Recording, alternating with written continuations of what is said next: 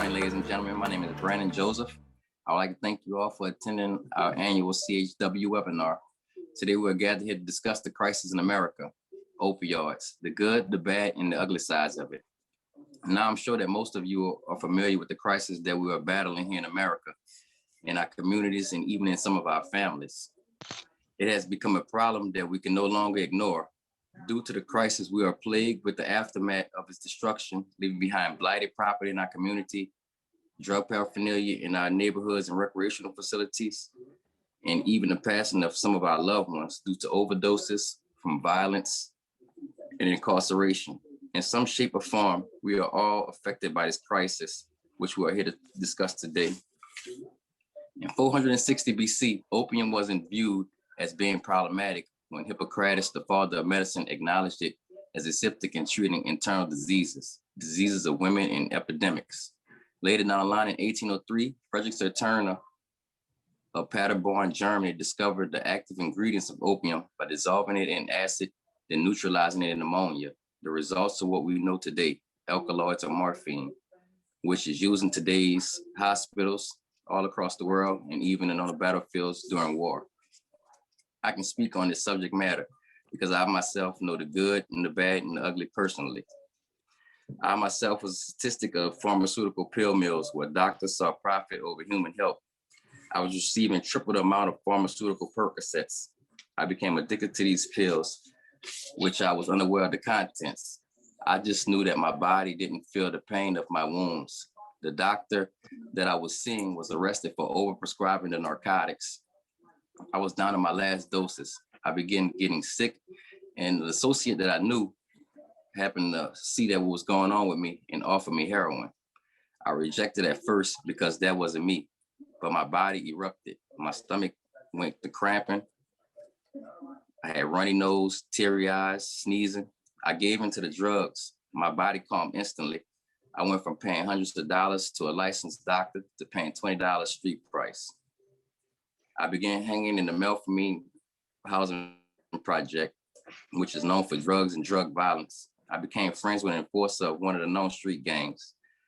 Once he knew of my combat experience, I was offered large sums of money and quantities of drugs for my exchange of protection. The violence began to become a norm. As long as I was self-medicated, it was okay. I was losing myself and my morals. But behind the scene, I was losing my family. I didn't realize what I was losing until my wife addressed my problem and gave me an ultimatum: my family or the drugs. I chose my family. I checked myself into the emergency room in the VA. I didn't know the procedure and didn't want to get sick, so I bought in 3 grams of heroin. I was a mess. I was asking for help and was still up to my old ways. While my wife sat by my side, I was high, holding this woman's hand, thinking I was getting over, but I was getting over, on myself. The doctors were in and out of the room running tests. After 5 hours, I was admitted into River Oaks detox unit, where I met other users who I sold drugs to. They were in awe to see me in there because I would carry myself well, to the point, if you didn't know me, you wouldn't know that I was even using. A lot of them tried befriending me in order to receive discounted or free drugs. There was even a nurse there who I noticed who was also a user. I'm thinking to myself, man, maybe this ain't so bad. Professionals are using it. If she's okay, hell, I'm fine too. I stayed in detox for 5 days. I was 5 days clean. I felt good about myself. I felt like a big shot. I walked out of that facility with my head up, chest out. My wife picked me up. She was so happy to see me at that point. I knew my wife loved me deeply for putting up with me. 33 days I went by with me hanging back in my neighborhood. I sold drugs that whole time. I got down to my last bags. I looked at them and said, hell, what's one more time? That one more time turned to 7 months of hiding it from my wife. We attended every ball that year, and the alcohol mixed with the heroin gave me away. I was nodding out so hard, my meal looked like it was about to eat me. My wife was livid, but she kept her cool. But when we got home, man, I'd rather be in the house with the devil than that woman. What I didn't know was she was fed up. I went out the next day and came back home to an empty house. I thought, oh, she just out for a few hours. A few hours went by. She didn't come home. I called her phone and all I heard was, the subscriber you called is unavailable. I knew then I messed up. Once again, found myself back in another facility, this time an outpatient clinic. I was determined to get my family back together. I got on Vivitrol at 30-day shot. I got a job, the tough love that woman gave me, and the shot was the combined miracle from the gods. I've been clean since, and I now pass out syringes and Narcan to prevent disease and overdosing in the same community I was influencing drug users. I now influence recovery. I am now a voice of outreach. Wow. Some of the symptoms that you can notice a user are teary eyes, sneezing, runny or stuffy nose, yawning, sweating, chills, muscle pain, nausea, vomiting, cramps, and diarrhea.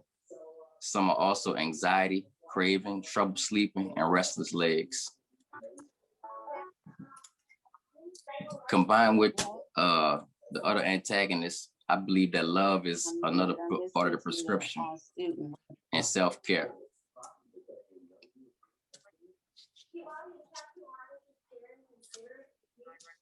The CDC has 4 guiding principles for overdose prevention. Know your epidemic, know your response, have a clear understanding of cause and characteristic before we tackle them. Make collaboration your strategy.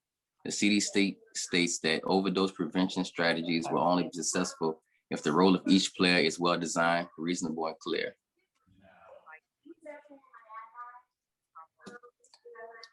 Nothing about us with us.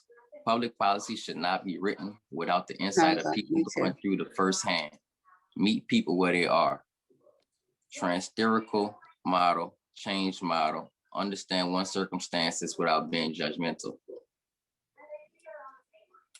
States of change, pre-contemplation, no intention on changing behavior, contemplation, aware of a problem exists, but no commitment to action, preparation, intent of taking action to address the problem, action, active modification of behavior, maintenance, sustained change, new behavior replaces old, relapse, fall back to the old pattern of behavior. And I know that pattern of behavior, like I said myself, I have been down that road. Thank you all.